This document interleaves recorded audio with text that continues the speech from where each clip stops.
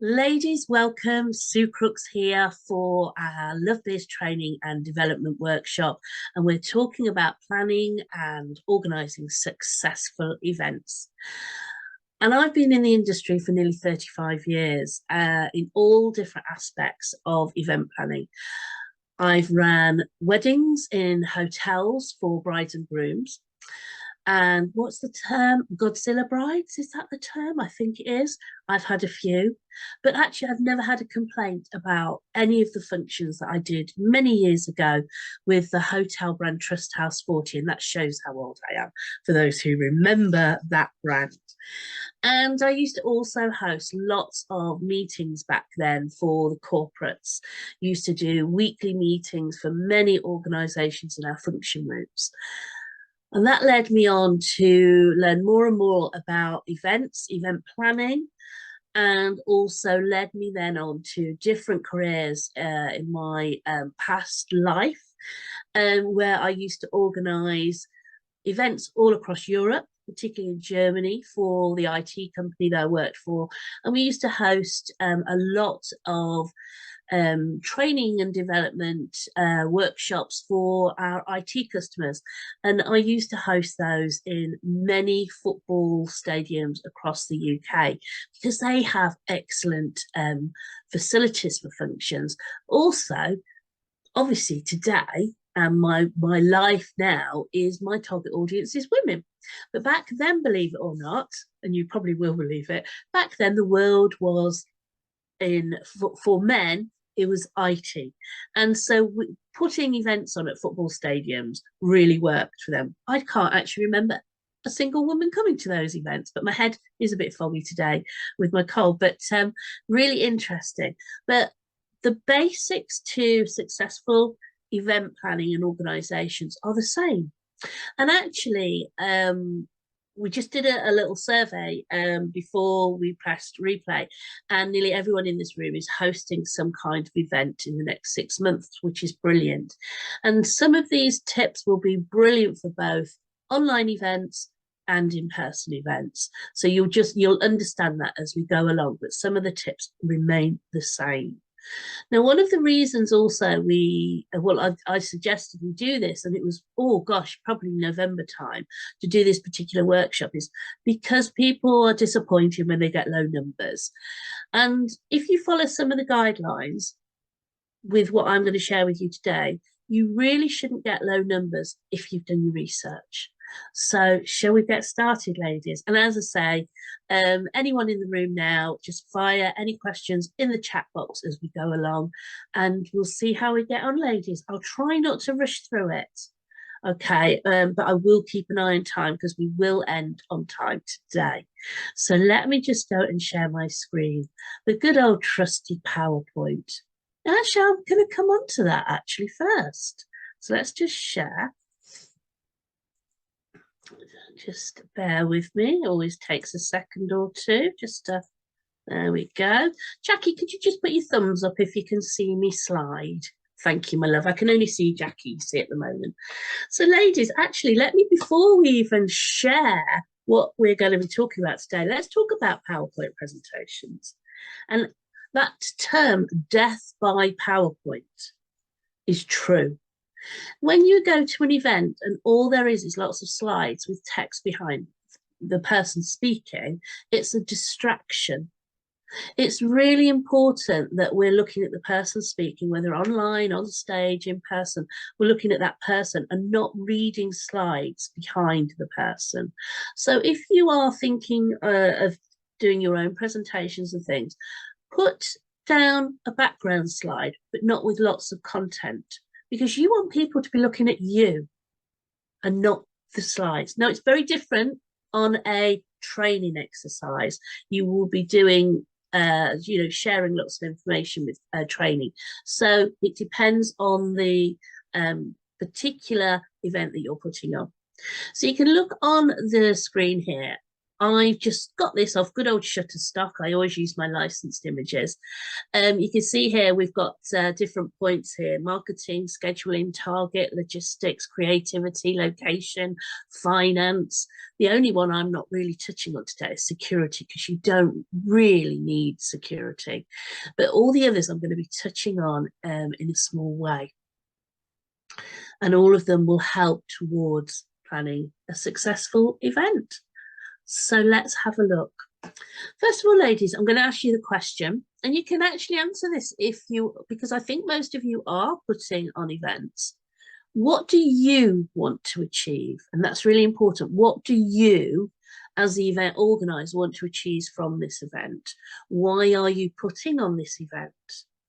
Is it for your own benefit, to promote your company? And that's absolutely fine.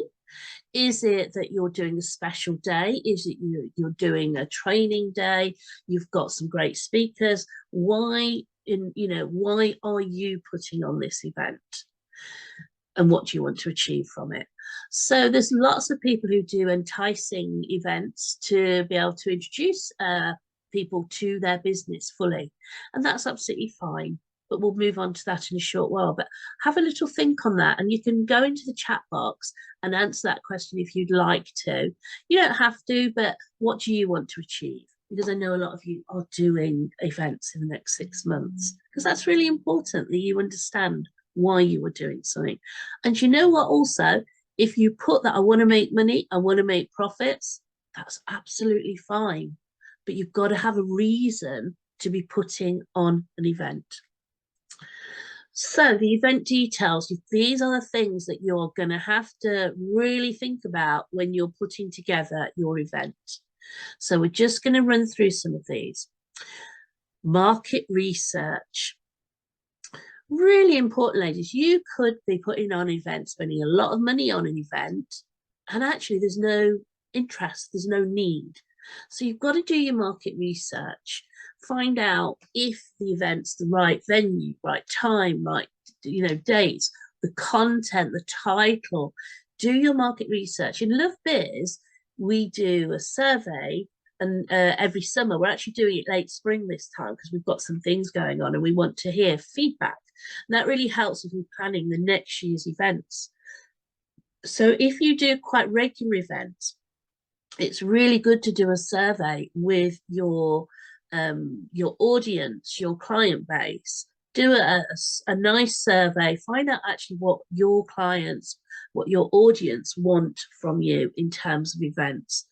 Find out what are the best days and things. So I'm just going to run through this.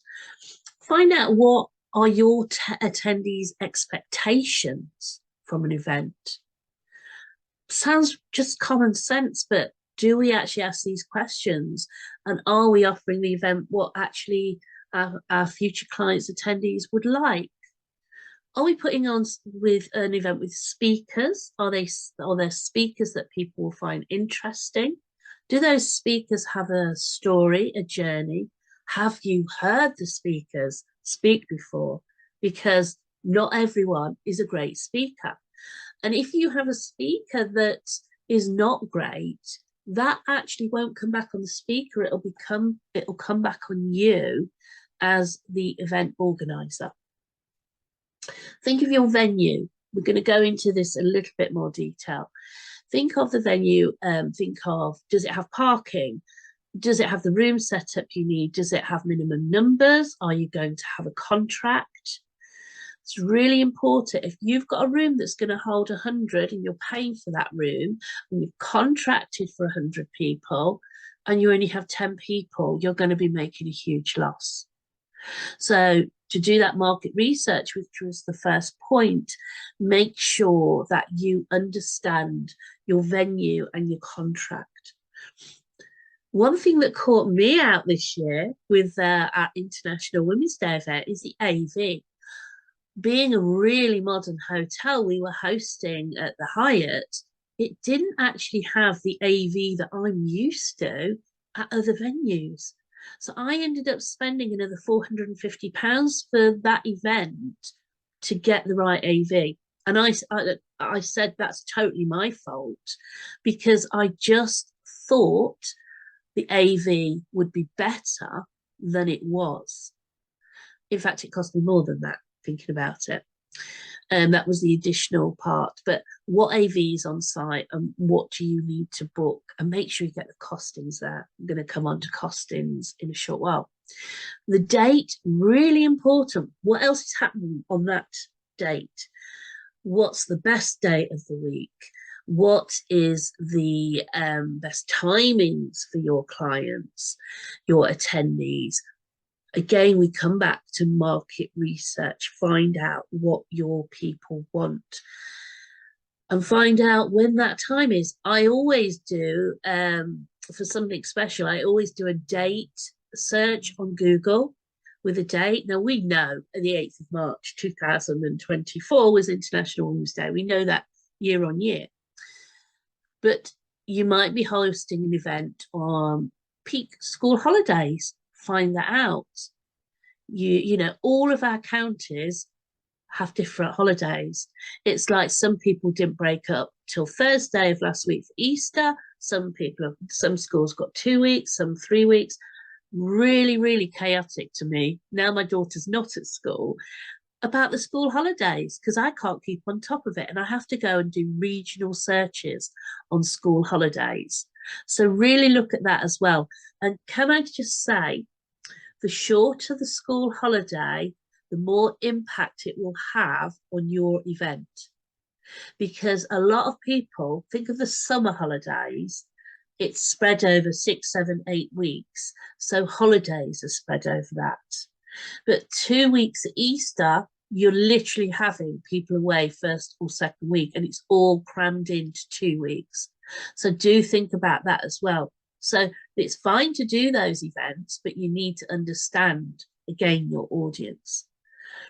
Let's talk about your memory making, because the follow-up, which we'll come on to in a second, is so important. Now, we know our iPhones and all our funky phones all take great photos, but the investment on a photographer is absolutely key. They capture the day, they capture you, they capture everything. And it's an investment that is so, so needed for the follow-up. If you do this event yearly, you can bring those photos out. You can use those images on your socials any day in between the events. Really is a cost that you should be factoring into hosting your event. Another thing here, and I'll come on it to it on the costings, is sponsors. Sponsors are key on certain events. So we'll talk about that in a second. Please do drop me any questions so far in the chat box on the event details, but we will be going into more detail in a second. Timescales. Right, timescales for venues, booking venues. Book it as much as advanced as you possibly can in the future, because there are venues out there that get booked up so quickly, and it might be your dream venue, but you're not going to get it on the date you want. And there's certain days of the week that are busier for different style of events. So book your venue well in advance. If you're planning an event in the next 4 weeks, it's not going to be very successful because you need to be putting a lot of marketing behind it. You might not get the best prices also because you're booking so soon. Think of booking maybe 12 months in advance if you've got a large event on. Book the venue, get the contract signed and things like that. Plan an agenda so people understand what the event details are. So there's no point saying we're going to do this wonderful event and there's no facts or details behind it. So you need to make sure you have some kind of timeline already. Even if you haven't got final details like a speaker's name, you're going to have 3 speakers. You're going to do this. So think of your timescales and plan the agenda. As soon as you can, as soon as you've signed the contract to your venue, add your event to all event platforms. Not just one, not just 0, but add them to all event platforms. Because if you just add it to Facebook, you might be missing a trick, especially a business event. If you just have it to your website, again, you're going to be missing people finding that event. So add the event as soon as you've signed the contract. Add the event. You can always change certain things on the event planner, but always add that as soon as possible. And then it gives Google time to find the events, whether it's on your website or whether it's on any of the socials. When I say socials, that means your Facebook and your LinkedIn, particularly. They have fantastic event schedulers, and we'll come on to that. If event is not sold out, marketing peak time is 6 weeks. So when you get to that 6 weeks before on your timescales before the event, you need to look at your numbers. And if you're not sold out, that's when you really do put on more marketing, promotion, visibility. We're going to come on to that in a total separate section. 6 weeks has always been the prime time for people. Now, just coming on to that, actually, timescales, we know in LoveBiz, if we put something out, particularly our regular networking events, people don't tend to book them till last minute, do they, Jackie? I'm going to see Jackie nod here, because they're so worried something better is going to come along, they sometimes don't book. And that could be people in the room. You might be thinking, yeah, that's me, actually. Something better, that one business meeting might come up that you've been waiting for on the day of the event. So some people don't book. They're interested, but they're not going to book yet. We'll come on to that in a second as well. How am I getting on, everyone? Have we got some thumbs up? Let me just change the view. Let me try and change the view so I can see more people. Let's have a look there. Oh, I can see you all a bit better now. Oh, God, I can see me as well. Yep. Right then. Now, oh, actually, before I forget, because I'm just looking, I know some people don't use venues, but they might have something going on at their home. This actually, I know you're not booking it, but some of the timescales do work in exactly the same way. So just bear that in mind. Let's see if our next slide will come up. Which is it refusing to. So let's have a see. I think it's just I've just changed my view. Let me go back there.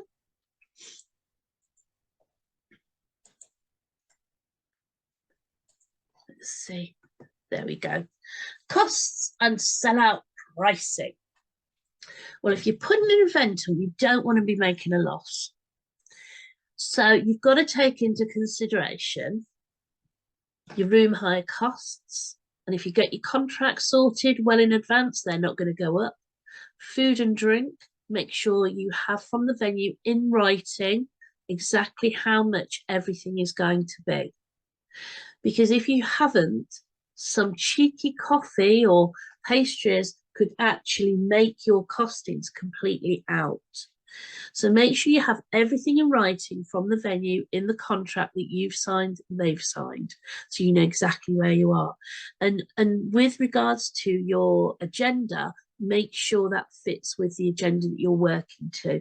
There's no point giving everyone an extra cup of coffee if there's just no time in that venue. I've already mentioned AV. Make sure you know from the venue what AV is covering. Now, when we talk about AV, that's audio and a visual. So you want to make sure your screen all works. They have a projector of any type. There's about 3 different versions. You can have a ceiling projector, a backdrop connected projector.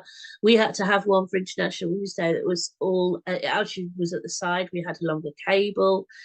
And it came down. Now, some projectors go straight onto the screen. You can have big, wonderful, wonderful TV screens, like 60-inch TV screens, but you're probably looking for a day venue, you're probably looking about £500 per screen with those, and they're all installed for you. But some venues, let's think, like St. George's in Burton, they have it all built in. So they've got a fantastic AV system.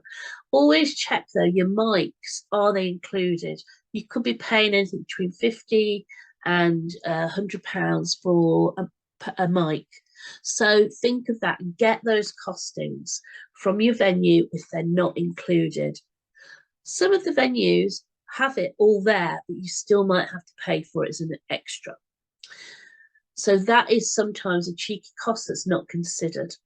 Advertising, marketing, and design needs to be a cost. If you're going to bring in someone to do your advertising, your socials, they're going to design something for you, you need to be getting those quotes in as soon as you have got the date to that venue. How much is this going to cost you? Think of having a program for your event. We always do that ourselves with LoveBiz events, the large ones, International Women's Day. I've got a whole drawer of them. I love looking back to see people who've been in them. But that's a great way of some sponsorship and advertising costs as well to help you with that. Always, always, always, ladies, use a professional company for that. Your branding, your personal and business branding could look dreadful, cheap, and awful if you do not invest in that professional branding. We've got lots of wonderful ladies in LoveBiz who can help with that, with the design, getting the quality of the papers. I've always said this. In fact, anyone who knows me who did one of my marketing workshops probably 10 years ago know that I scrunch up a piece of really cheap, nasty paper and throw it across the room. And then I pass around a piece of good quality paper, like a 300 gram, 350 gram paper, that people keep, because you can't scrunch it up easily to put it in the bin.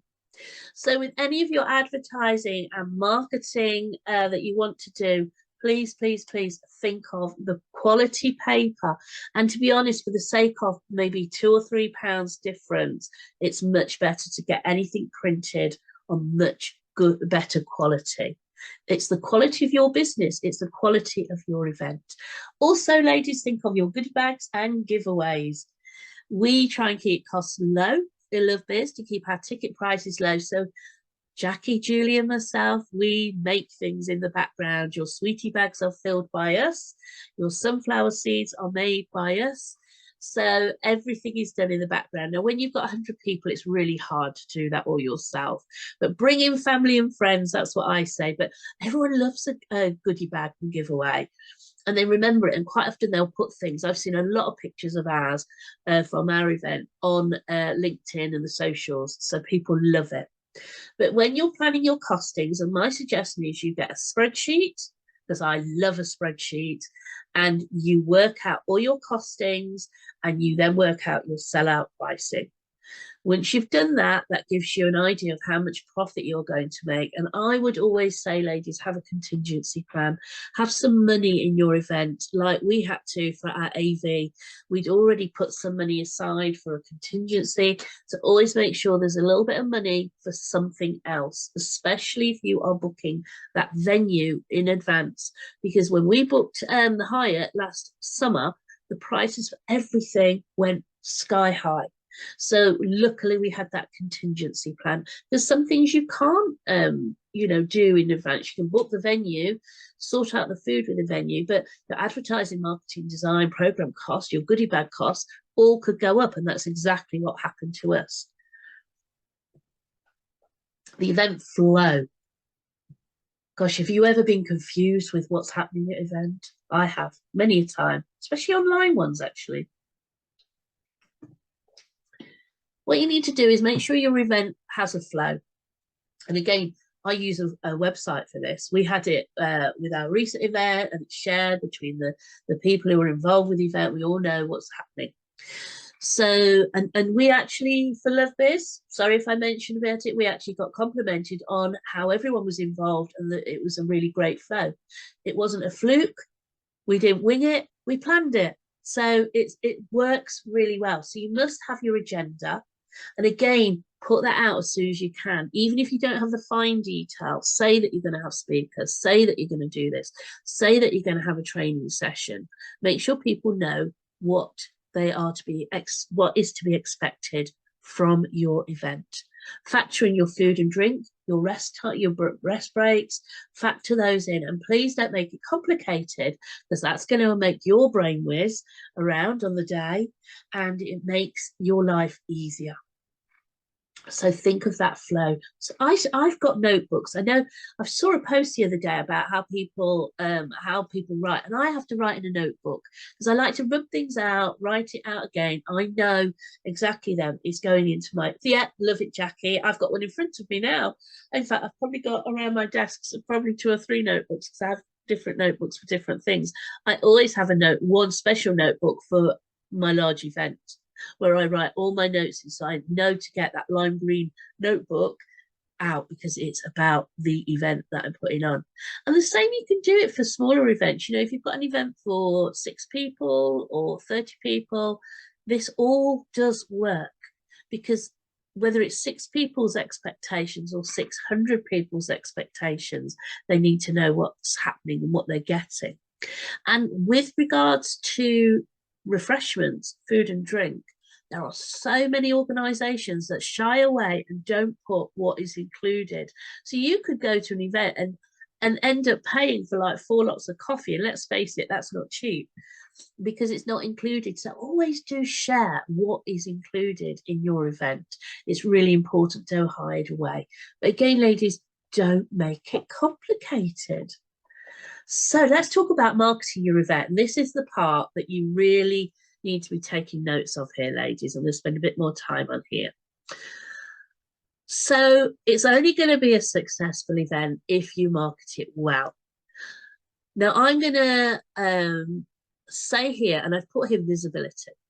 If you hide away, and we harp on about this all the time about being visible, but if you hide away in networking or anything, your socials, you don't post very often, and then all of a sudden you're expecting, because you're putting on an event, everyone to be able to see, hear, follow you, it's not going to happen because you've got to be staying constantly visible in your business, whether you're putting events on or not. So all of a sudden, if you are out there trying to sell tickets for an event, people will think, oh, there you go. Not heard from you and not seen you for 6 months. And here we are trying to get ticket sales. So your visibility is absolutely key, constantly in business, not just for events. And you can use LoveBiz for that, ladies. You can use LoveBiz to keep yourself visible in our Facebook group. So remember, if you've got an event, ladies, and you're in Leicestershire, say, where I am today, you might actually be connecting with people in that Facebook group who are from Staffordshire. You could be connected with people from Derbyshire, Nottinghamshire, who could come to your event.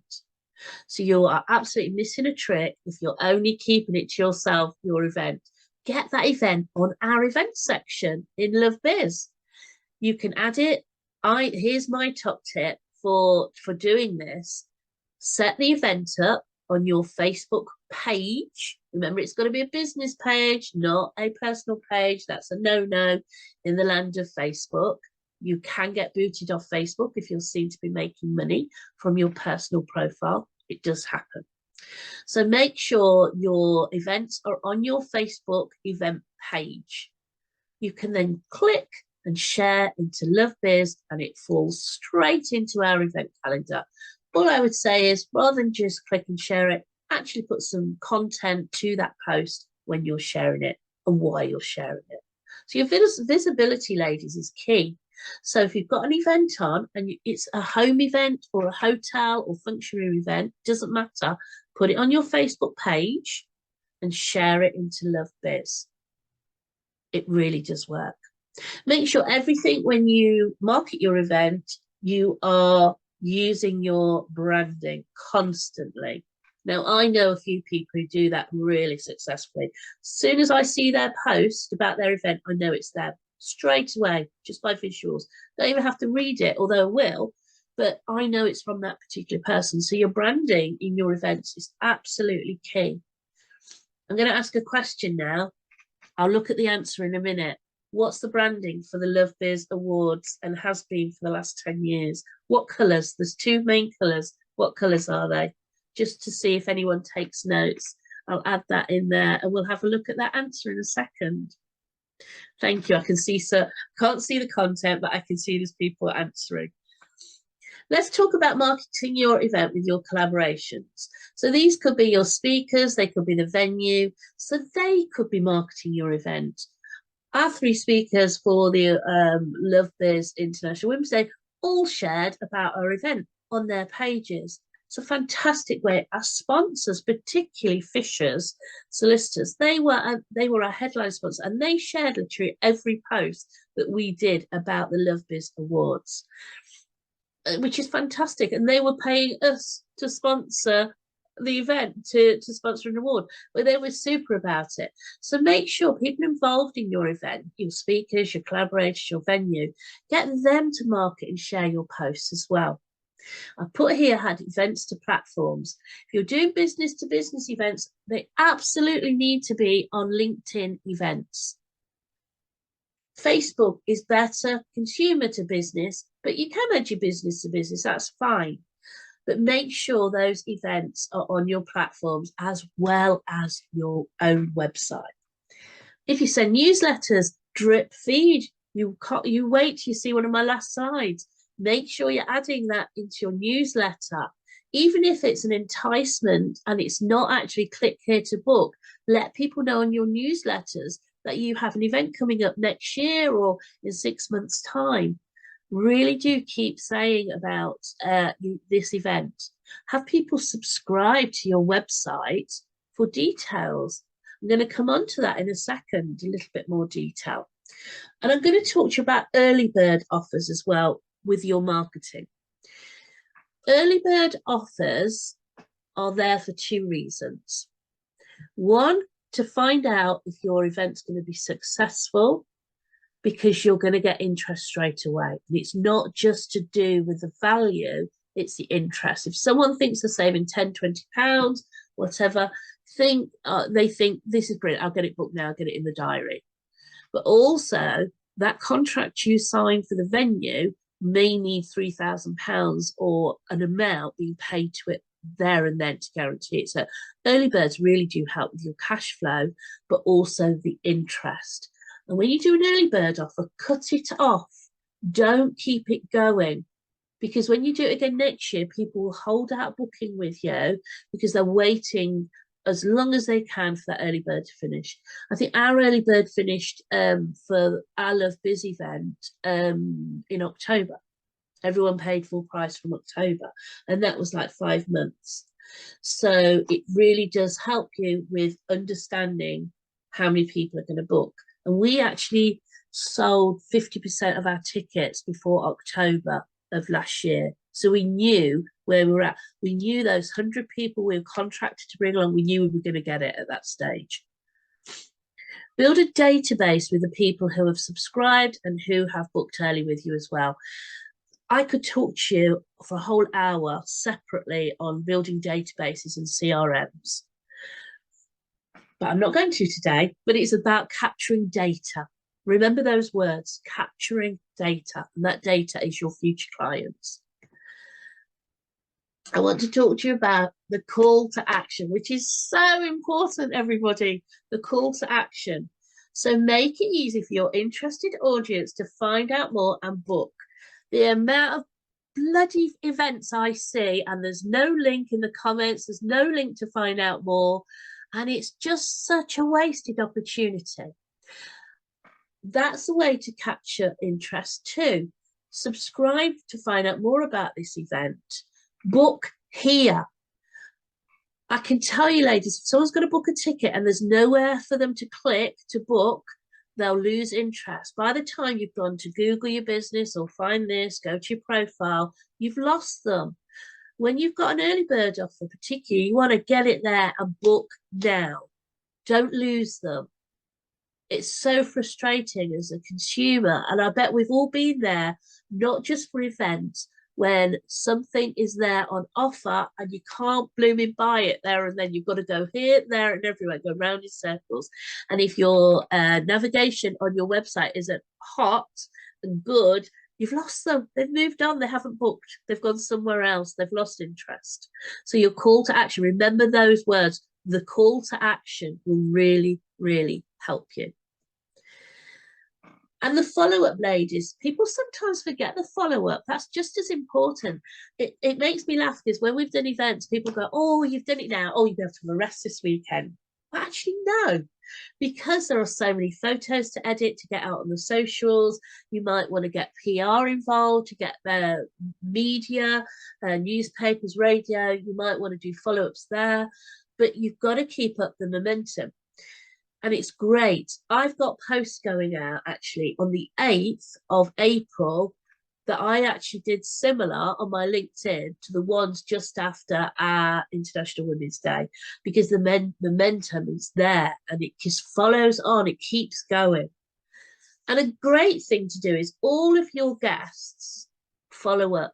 Don't just say goodbye to them on the day and never follow up again, because you can follow up, especially if you've got their details on CRM, your GDPR compliant, again, another course on another day. But make sure you do the follow up with people who've attended as well. So all of our guests who attended at the LoveBiz Awards all have been followed up. We've invited them to some other events. We've given them our membership details. Every single one has been followed up, and quite quickly as well, because there's still a buzz in the air from the event. So here are my top tips. I'm just checking on time. Oh, you see, I talk too much, even though I've not got a good voice today.